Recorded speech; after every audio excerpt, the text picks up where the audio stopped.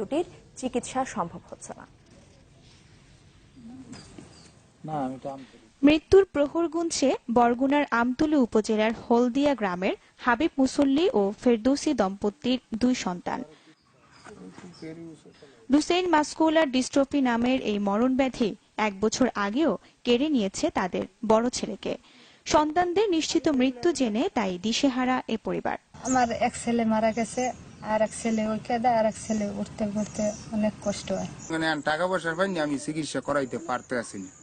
হ্যাঁ, এখন তো লইয়া যাওয়ার জরুরি দরকার। এখন তো আমি পারতে আসিনি, আমার তো কোনো তৌফিক নাই।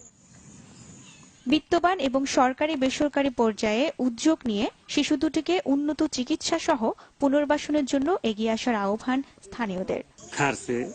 ডাক্তার দেখাইছে, আবার হাতে পারে নাই, কিছু সাহায্য চাইছে। স্থানীয় ব্যক্তিবর্গ, সুশীল সমাজ, এনজিও, সরকার, প্রশাসন যদি তার চিকিৎসার উদ্যোগটি নেয় তাহলে তার এই দুই ছেলে সুস্থ হয়ে উঠতে পারে।